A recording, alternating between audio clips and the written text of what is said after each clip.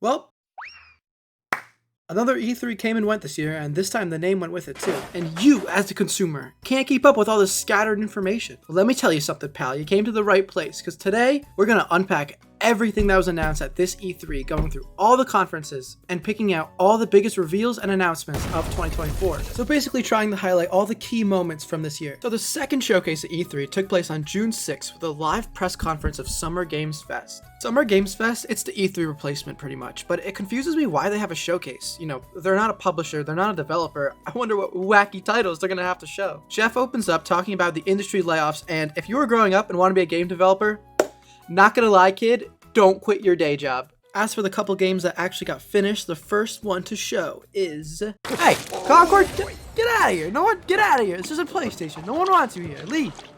Jesus. All right, the real first game is Lego Horizon Adventures. It looks cool, but remind me why a PlayStation IP is being shown at Summer Games Fest and not the State of Play. The base building and animation is what really makes this game stand out from past Lego games. It looks fun, it looks harmless, but not a big show opener. But then they follow up with the big reveal of...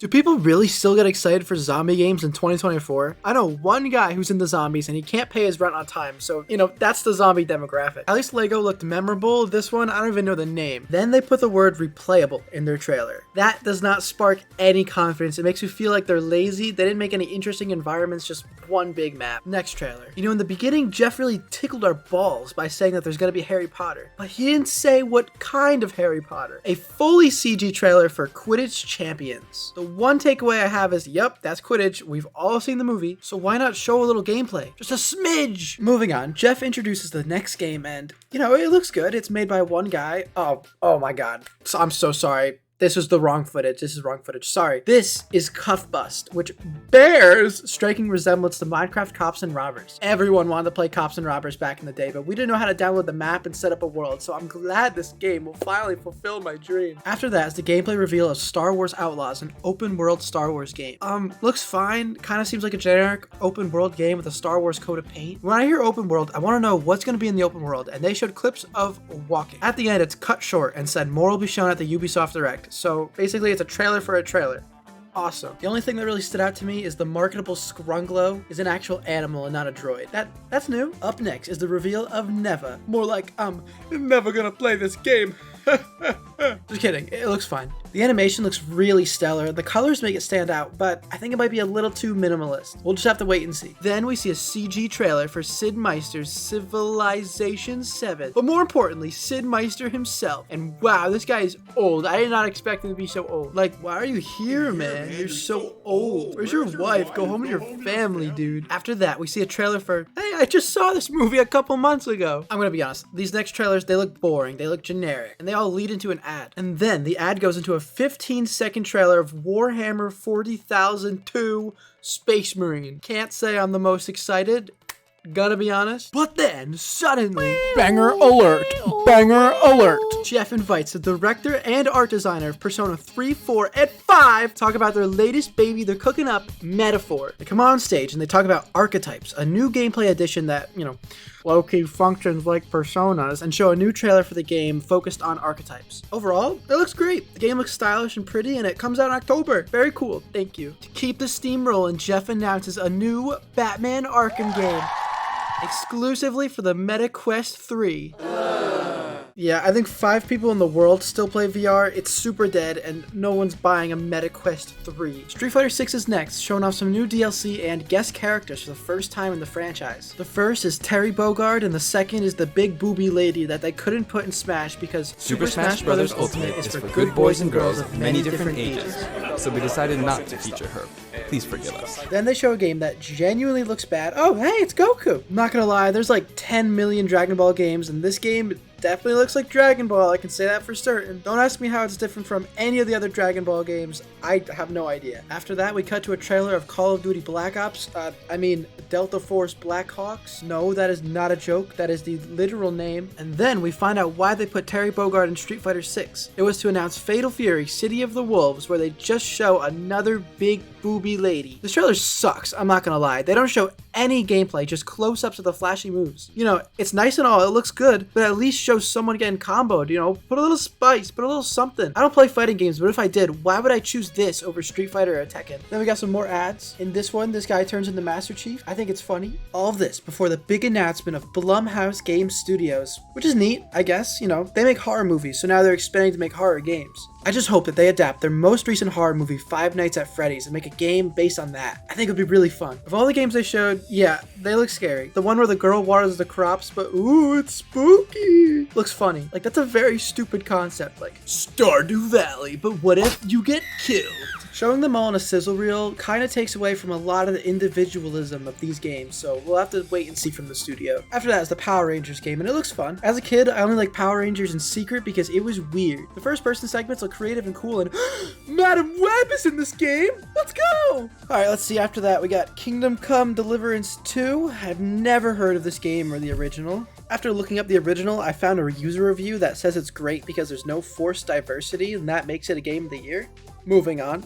An actual video game is then shown from the developers of the original Silent Hill 2 called Slitterhead. This one actually looks exciting. They established great ethos with that developer, and the gameplay is about switching bodies on the fly. The trailer is all gameplay of switching bodies to take down cool looking enemies with blood machine guns and blood swords and blood grappling hooks. The gameplay speaks for itself, man. It looks great. The best part is that it's coming in November, so it's a very short wait compared to every other game shown. Immediately after, they dropped the game of the show, calling it now Killer Bean. Everyone watched the original Killer Bean movie all those years ago, and this trailer is all butts to nuts, no downtime, all action. It looks just as amazing and over the top as the source material. You can break dance while firing a million bullets, and they got a dodge roll.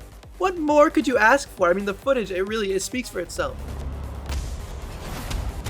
Right after Killer Bean, they invite a developer who says, and what you're going to see in the trailer is not from cutscenes. It's the actual climbing gameplay. And then it's just 90 seconds of a woman screaming with every movement and a lot of holding W. No! Alright, show me something cool, Jeff. Come on. Gardening. It's gardening.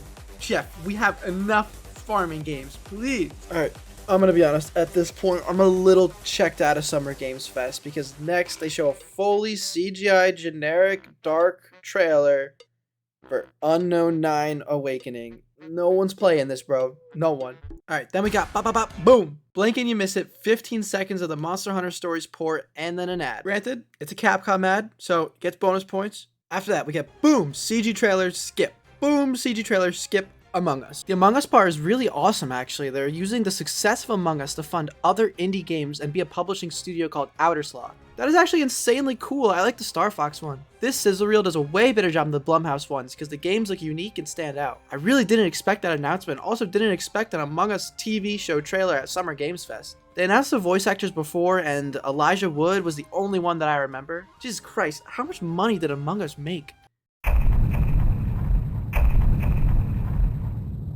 Up next is another trailer for Sonic X Shadow Generations. And this trailer is kind of bad. There's no in-game audio, but at least the game looks fun and the Shadow Devil wings are raw. I'm at least glad it's all gameplay, unlike the next one, Dune Awakening. I like the Dune movies, especially the second one, but let's be for real here. The Dune world is low-key boring. It's a lot of orange and sand, and I feel like those environments get old fast. After that, they show off Battle Aces, but I couldn't pay attention because the guy's voice was really funny. It's fun to players in two major ways. The RTS genre is not my favorite. If I'm being honest, it's probably my least favorite, so this kind of went right over my head. Then they show a game called The Finals. You know, that one game your friends played for a week, then uninstalled. Following up that is a big trailer for Alan Wake 2, announcing DLC launching the next day, as well as physical editions for the game. Alan Wake 2 dominated a lot of Best of 2023 lists I saw, but definitely not my list. You should go check out that video and see what dominated that list. Sam Lake is really cool. I like the Alan Wake dance he does on stage, and if I played the game, I'm gonna be honest, I'd probably be downloading the DLC right now. Then the gacha game from the people who made Genshin Impact show another trailer for shiny anime characters that you have to roll mommy's credit card to try and get out of a loot box or something. I swear to God, these two characters are Robin and Corin from Fire Emblem, like exactly. Tell me I'm wrong. Tell me I'm not tripping. Speaking of Robins, we got Tim Robinson who comes in, does a silly sketch, and announces Skate, still in pre-alpha development. If you want to play a cool skating game, I highly recommend Bomb Rush Cyberpunk in the meantime because because it seems like it's going to be a little while before this game comes out. We only have a couple more announcements to go, and next is a Palworld update. Remember, that's the Pokemon with guns game? I watched my roommate play this and it seemed really, really grindy, so, if you're into that kind of stuff, more content, it's always nice. Then we have 5 whole minutes of Valorant on console. Valorant. Ugh. They also show off the esports stuff, which... it's just embarrassing. I'm sorry. Someone had to say it, Someone had to say it. Alright, guys. It's a joke. I'm just kidding. But I sincerely do not get Valorant. Every clip I see is people aiming down corners playing a game of chicken to see which guy gets bored faster. I can't keep talking about Valorant. I'm just gonna get upset. Come on, Jeff. Give me the next announcement. What do we got? A clip from Inside Out 2 with a video game character. I actually like this. I think it's funny, but that's not a video game. Come on, Jeff. The show's almost over. What do we got? Look at all of you cooped up watching video game announcements. And yes, chicken does look a lot like Ken Jeong. Okay.